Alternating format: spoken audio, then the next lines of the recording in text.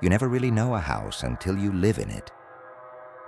When Sarah and I first bought the old Victorian on Maple Street, we were enchanted by its charm. The wraparound porch, the intricate woodwork, the large bay windows that flooded the rooms with light. Sure, it needed some work, but we were up for the challenge. Or so we thought. We moved in on a crisp autumn day. The air was filled with the smell of fallen leaves and the distant hum of children playing in the neighborhood. It felt like the start of something beautiful, the beginning of a new chapter in our lives. But as we unpacked our boxes and began to settle in, something started to feel off. It wasn't immediate, but a creeping sense of unease slowly began to take hold. It started with small things, a door that wouldn't stay shut, a light that flickered even after replacing the bulb. Minor annoyances, we thought, just part of living in an old house. But as the days went by, these quirks became harder to ignore. The first time we noticed the door, it was a Sunday afternoon. We were both in the living room, Sarah on the couch with a book, and I was tinkering with the TV, trying to get the sound just right.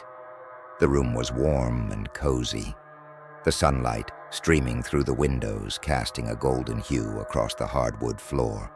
It was the kind of peaceful moment you cherish. That's when I saw it. "Hey, did you see that?" I asked Sarah, my voice a little more tense than I intended. She looked up from her book, raising an eyebrow. "See what?" "That door," I said, pointing to the far corner of the room. "Was that always there?" She followed my gaze, her brow furrowing as she looked at the small, narrow door tucked into the corner, half hidden by a bookshelf. It was an odd place for a door, almost as if it had been squeezed in as an afterthought. "I don't remember seeing it before," she said slowly, setting her book aside. "Maybe we just didn't notice it." We both stared at the door for a moment longer. It was plain, painted the same off-white as the rest of the walls, with a simple brass knob. There was nothing particularly strange about it, yet the more I looked at it, the more it seemed out of place. "Should we open it?" I asked, trying to keep my tone light. Sarah shrugged. "Sure, why not? It's probably just a closet or something." But when I reached for the knob, a strange sensation washed over me. My hand hesitated, hovering just above the cold metal. There was something about that door, something that made my stomach twist, with an inexplicable sense of dread. I shook it off and turned the knob. The door creaked open, revealing nothing more than a small, dark room. It was empty, save for a few cobwebs clinging to the corners. The floor was dusty, and the walls were bare. It looked like it hadn't been touched in years. "Huh, just a closet," I said, trying to sound casual. But the unease in my stomach didn't go away. Sarah peered over my shoulder.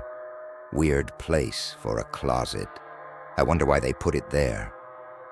I nodded, but something about it didn't sit right with me.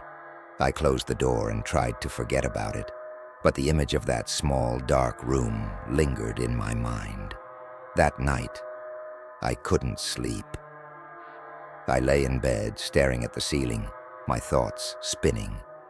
Sarah was already asleep beside me, her breathing slow and even. I wanted to reach out, to pull her close and tell her about the strange feeling I couldn't shake. But I didn't want to worry her. It was just a door, after all.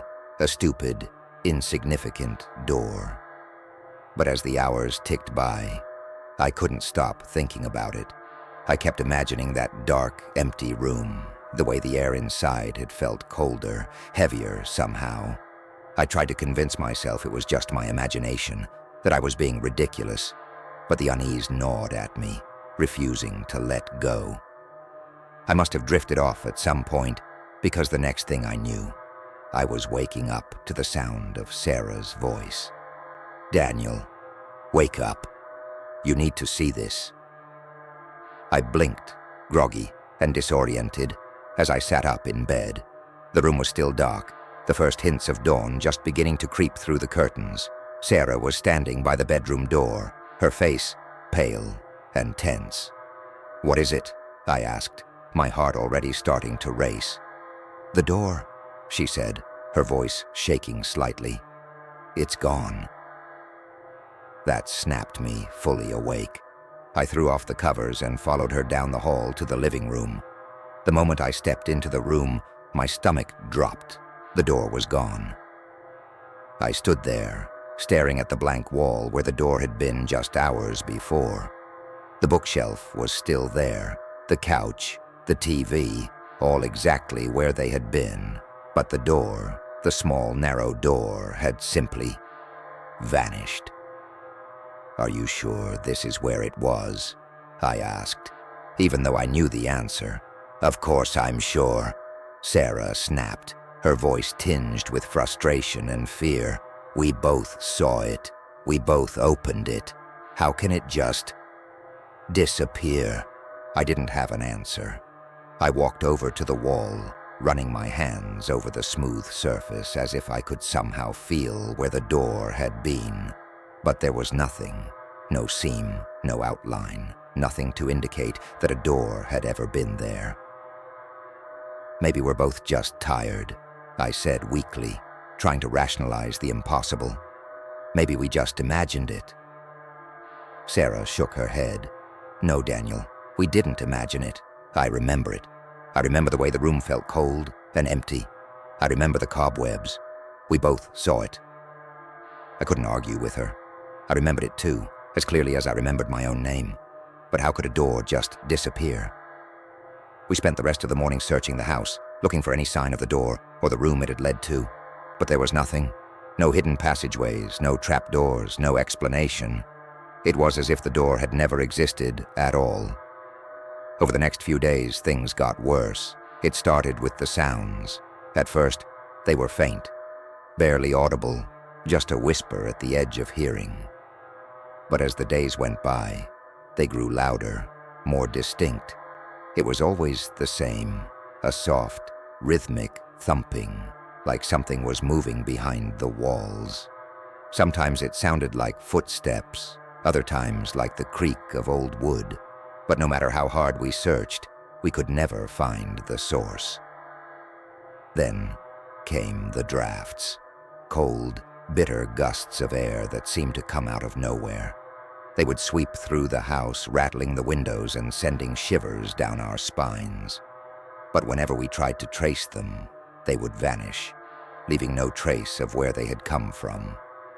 Sarah and I became increasingly paranoid, jumping at every little sound, every flicker of light.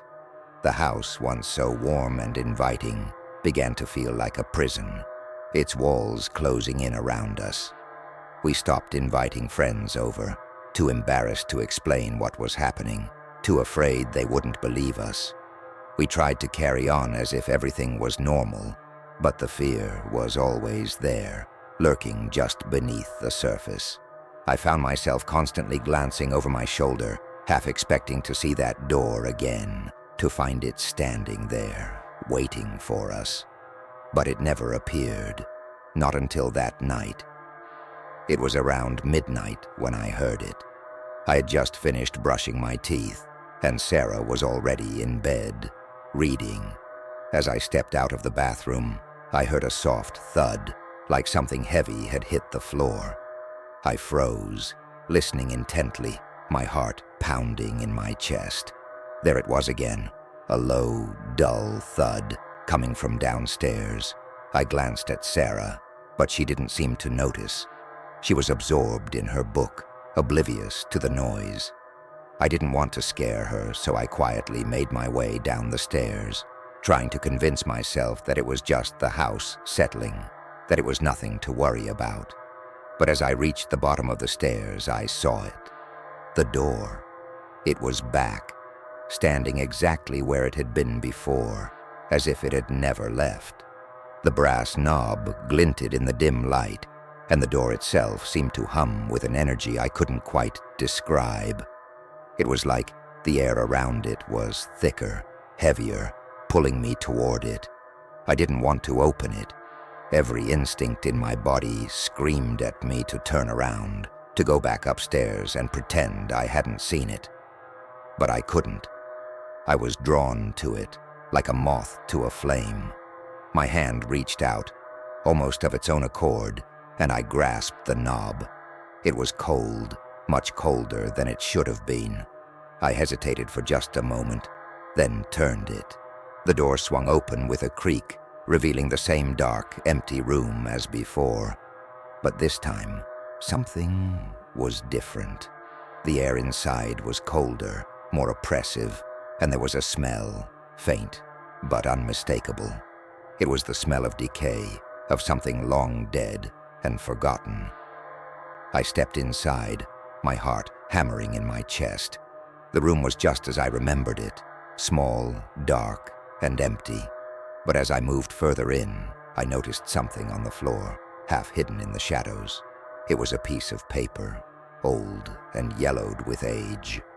I knelt down, my hands trembling as I picked it up. The paper was brittle, crumbling slightly at the edges, but the writing on it was still legible. "This house is cursed. Do not stay. Leave before it's too late." My blood ran cold as I read the words. I glanced around the room, my mind racing. Who had written this, and what had happened to them? Suddenly the door slammed shut behind me, plunging the room into darkness. I jumped to my feet, my heart pounding in my ears. I stumbled toward the door, my hands frantically searching for the knob, but it was gone. The door was gone. Panic set in as I pounded on the walls, shouting for Sarah, but my voice seemed to be swallowed by the darkness. The room felt smaller, the air thicker, and that smell. It was getting stronger, choking me. Then I heard it, a soft whisper right in my ear. "You shouldn't have come back." I spun around, but there was nothing there, just darkness, cold, suffocating darkness. I kept pounding on the walls, my breaths coming in short, panicked gasps. I had to get out. I had to find Sarah. But no matter how hard I tried, I couldn't find the door. It was as if the walls were closing in on me, trapping me in that small, dark room. And then, just as suddenly as it had disappeared, the door was back. It swung open, flooding the room with light, and I stumbled out, gasping for air. Sarah was standing in the doorway, her face full and pale with fear. "Daniel, what happened? Where did you go?" she asked, her voice trembling. I looked around, disoriented. I was back in the living room, but everything felt wrong. The air was too cold, the shadows too long. "The door," I whispered, my voice hoarse. "It trapped me. I couldn't find my way out." Sarah shook her head, her eyes wide with confusion. "What are you talking about? You were gone for hours. I've been looking everywhere for you." I stared at her, my mind struggling to process what she was saying. Hours? I'd only been in that room for a few minutes, hadn't I? Before I could respond, a loud crash echoed through the house. We both jumped, our eyes darting to the far corner of the room. The door was gone again. We didn't sleep that night. We spent the rest of the night huddled together on the couch, too scared to move, too scared to even speak. The house felt alive, its walls pulsing with some unseen energy, its air thick with an oppressive silence. Every creak, every whisper of wind outside sent our hearts racing. As the first light of dawn crept through the windows, we made a decision. We couldn't stay here. Whatever was happening in this house, it was beyond our understanding, beyond anything we could handle. We had to leave. We packed our bags in silence, too exhausted and terrified to speak. As we moved through the house, I couldn't shake the feeling that we were being watched, that something was waiting for us, lurking just out of sight. We loaded the car with our bags, our hands trembling as we fumbled with the keys. The house loomed behind us, its windows dark and empty, like eyes watching us leave. But just as we were about to pull out of the driveway, Sarah gasped. "Daniel, look!" she cried, pointing toward the house. I turned to see what she was pointing at, and my heart stopped. The door was back. It was standing in the middle of the driveway, right in front of our car, its brass knob glinting in the morning light. I stared at it, my mind struggling to comprehend what I was seeing. How had it gotten there? How was this even possible? "We have to go," Sarah whispered, her voice filled with fear. I nodded, my hands shaking as I put the car in reverse. I backed away slowly, keeping my eyes on the door, half expecting it to move, to follow us. But it just stood there, unmoving, as we drove away. As we turned onto the main road, I glanced in the rearview mirror. The house was still visible in the distance, its dark windows staring back at us. And there, in the driveway, the door was still standing, watching us leave. We drove in silence, the fear slowly giving way to exhaustion. We didn't know where we were going, but anywhere was better than that house. As we left the town behind, I couldn't help but wonder if we had truly escaped, or if the door would find us again, wherever we went. It's been a year since we left that house. We moved to a new town, far away from Maple Street, and tried to rebuild our lives. But the memories of that night still haunt us. We never speak of it, but I know Sarah feels the same, like we're still being watched, still being followed. Sometimes, in the dead of night, I wake up and think I hear a soft thud, like something heavy hitting the floor. I tell myself it's just my imagination, that the door is gone, that it can't hurt us anymore. But deep down, I know that's not true. Because last night, as I was getting ready for bed, I saw something in the corner of our bedroom. Just a small, narrow door, barely visible in the shadows. And this time, I'm not sure I'll be able to close it.